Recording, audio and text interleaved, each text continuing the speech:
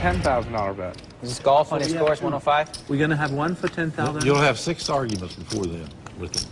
Yeah, like Barry and I, we're going to argue for 10,000. I give it to him when he wants. Aces for Barry under the gun. The price don't have anything to do with it. Without breaking stride, he raises to 2,500. I give it to you when you want. You didn't say, okay, go ahead. Give it to me right. Juan's in.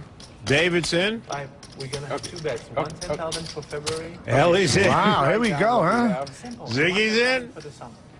What am I doing here? Okay. 4, right? You should at least make it like 11,000 for the summer, so that you can be up 1,000. It's the difference. 6. Wait, family pot.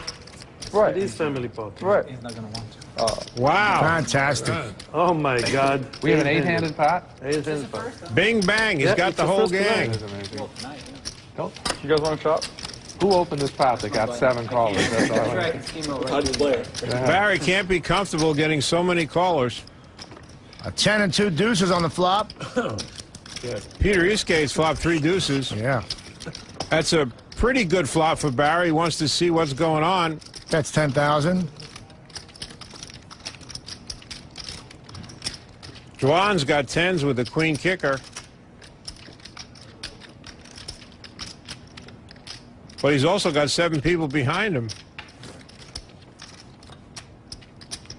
And Barry's fired a continuation bet. You know, that was a Gale Sayers, don't you? That was a Gale Sayers.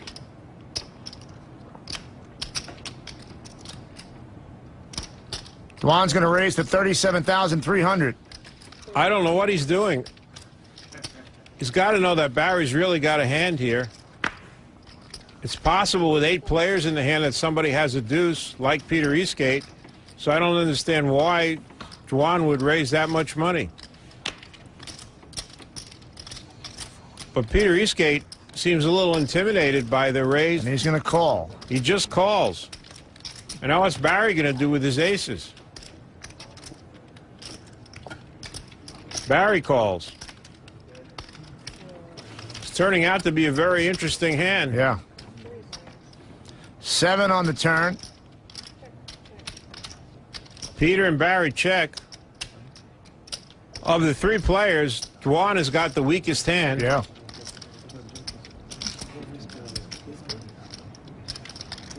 Run that Daniel jokes. I need Got your new book. to get some. Just wonder how long I can keep doing with that.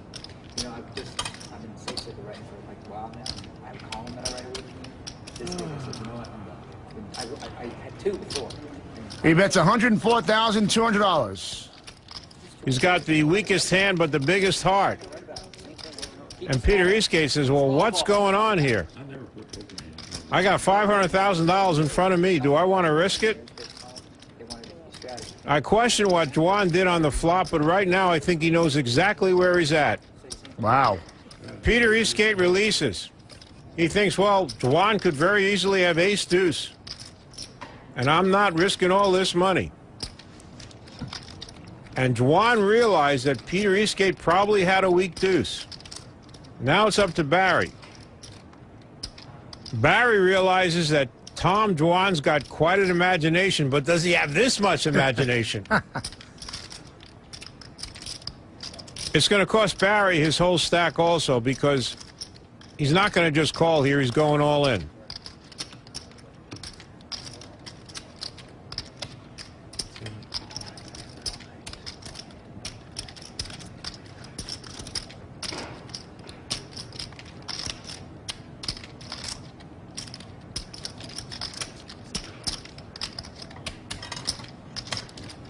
Wow.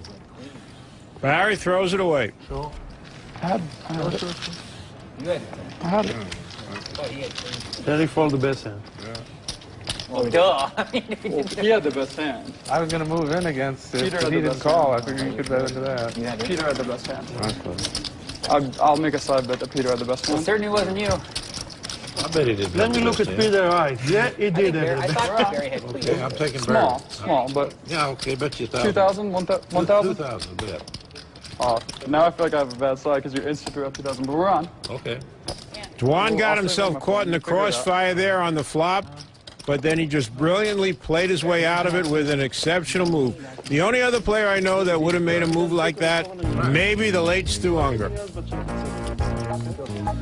Time now for this week's High Pressure Moment, brought to you by SpadeClub.com. Tonight's high-pressure moment is Tom Dwan getting himself in a jam on the flop, but applying some high pressure with a $104,000 bet on the turn to steamroll Barry Greenstein and Peter Eastgate. At SpadeClub.com, they're a big cash. 7-4 folded now to Scott Seaver, 29-year-old pro with one bracelet, king 10 of spades. I love Scott, but he dresses every day like he's on summer vacation between 7th and 8th grade. He's got $11 million in live earnings, a raise to $1.2 million from Scott Seaver. Rick Solomon dresses like he doesn't give a damn. German pro Christoph Vogelsang folds his button. Coleman in the small blind, Jack 9 of diamonds. Starting at 9.6. Coleman looks more stylish in black than in white. He folds his small blind to Tobias Reichenmeyer with aces. German-born, lives in London. His favorite city is Melbourne. And just before one drop, he visited San Diego and loved it. What's not to love? Reichenmeyer with the aces just calls. I guess he doesn't want to scare Seaver off. Well, Seaver has a relatively short stack, so Tobias is going to slow play these aces. All right, here's the flop. Heads up. 4 queen deuce. Reichenmeyer's aces are not threatened. These two have played a lot of super high rollers together. Reichenmeyer checks his aces. Seaver's king 10 must be playing in a different game because there's nothing there in this flop. Seaver hopes a continuation bet ends matters. It will not. You think this is a leak in a lot of pros, don't you? A continuation bet. Sure. It's a continuation loss. $1.5 million from Seaver with the C bet, as they say. And this is setting up perfectly for Reichenmeyer. He's got Seaver right where he wants him, Lon. Well, Reichenmeyer slow played the aces pre-flop. What does he want to do here? Well, just a call. Uh-oh, Seaver's gone into DEFCON mode. He does have that other side of him. Turn card now. Jack of clubs. Reichenmeyer still best. Seaver now open-ended. And Tobias has to worry now about a third club on board. Will Reichenmeyer continue to let Seaver stab at it? Tobias checks again. If I saw Scott sitting on a park bench like this, I'd figure his wife had left him, or his dog had been run over by a car, or he just ate some really bad bulgogi.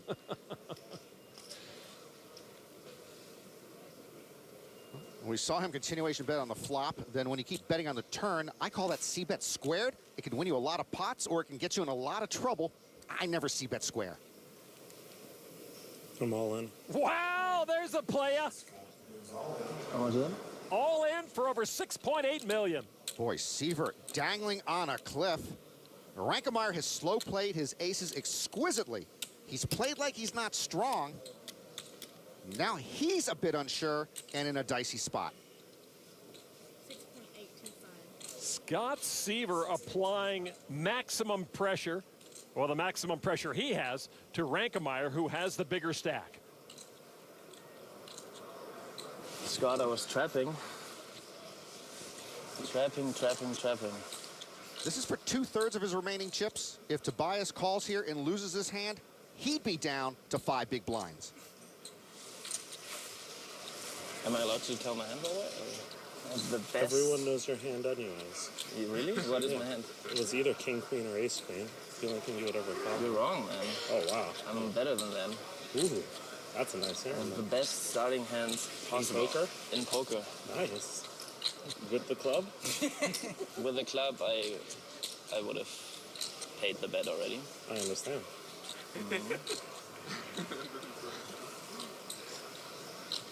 Sometimes there's just nothing you can do. I know. It's brutal, though. I know, it is brutal.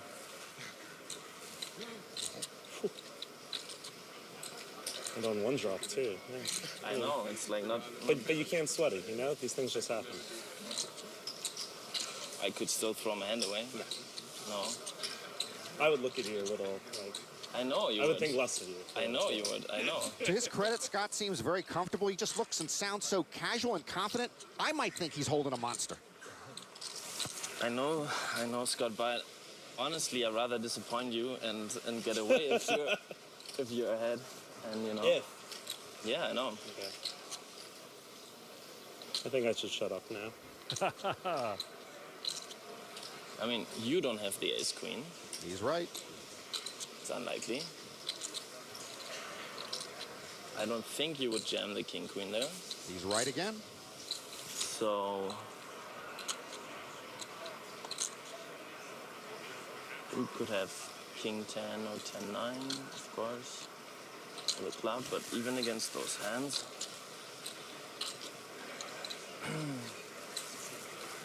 I wouldn't normally fold this. You know that, Scott. But you don't put me on aces either.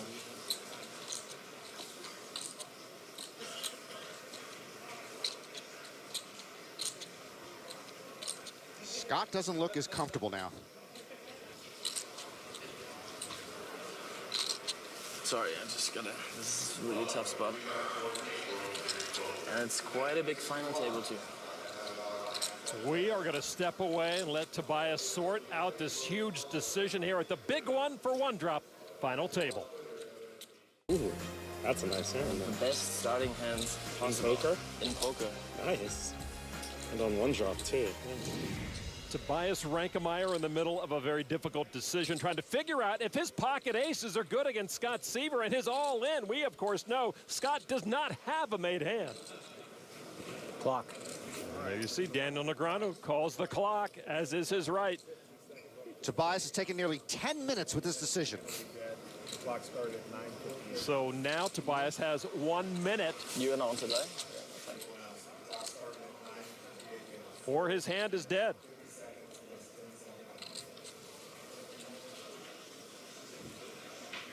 My doctor doesn't examine me this thoroughly.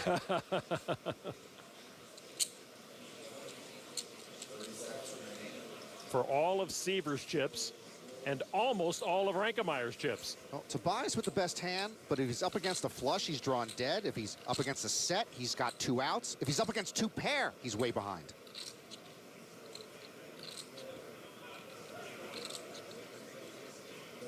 Rankemeyer running out of time. And he folds. There's no chance that's aces. That would Impossible. be no chance. Show. How can you do that?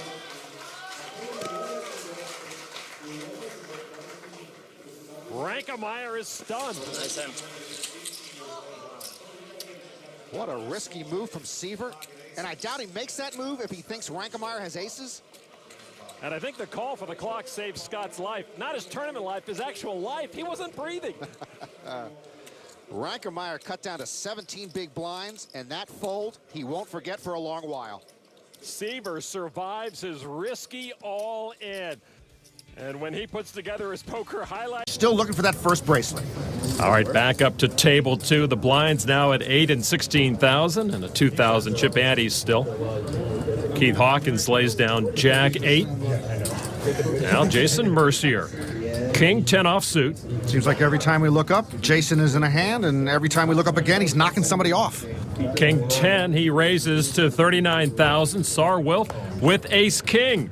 Wilf sold his tech company for $169 million, so he can dress as well as he wants. Wilf facing another raise from his chip leader nemesis to his right. This time the raise to 39,000, and Wilf calls. You know, it's not like I'm asking people to wear a coat and tie at the table. Just get something nice from, like, Banana Republic.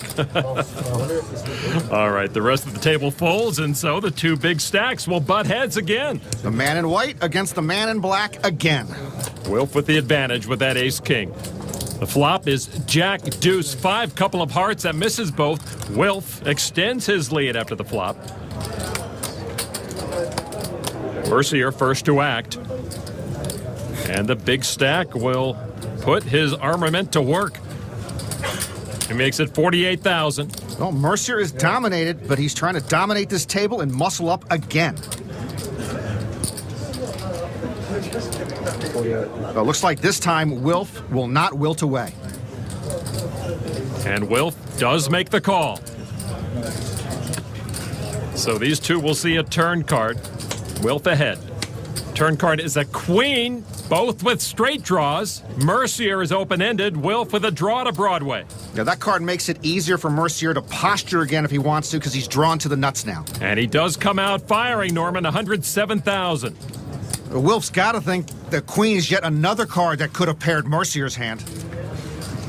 Wilf called pre-flop, called post-flop. Wilf finished 222nd at the 2009 main event. You know, in The Princess Bride, doesn't the man in black always win? Yeah, that is true. And the man in black comes alive here with a raise to 250,000. Yeah, this time he raises into the face of that big stack. Now Mercier. All in. And Jason will put Wilf all in. Wow, that's showing some moxie. Boy, Mercier is merciless. They're both trying to bluff each other off the hand, but Wilf now has run out of bullets to bluff. I mean, how can you call off all your chips here if you're Sar Wilf? Mercier with a brilliant 3-bet here.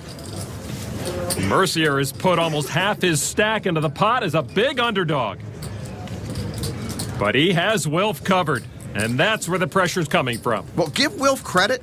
I don't think he can call for all his chips here, but he seems to think Ace-King might be good, and it is. Ace-King so intoxicating. He's frustrated. He's figuring out the pot, and he's figuring out the cause of his headache, Jason Mercier. Almost half his stack has gone into the pot, but if Wilf does fold, he'll still have 24 big blinds left. Wilf does lay it down, and Mercier takes another pot from the amateur. It's a good thing Wilf sold off his company before he met Jason Mercier. Show one. You want to show one, just show it. Don't be shy. God, I want to so bad. But don't pretend you're going to show him one and then don't show it. That's really bad. No, I can't do it. I wanted to. You'll see it on TV. Sar Wilf could not bring himself to pull the trigger on that call, and it cost him. He had over 1 million chips not too long ago, and now the Israeli amateur is down to 375,000. Sar Wilf letting Jason Mercier take control of table 2 just as he's taking control of this whole tournament.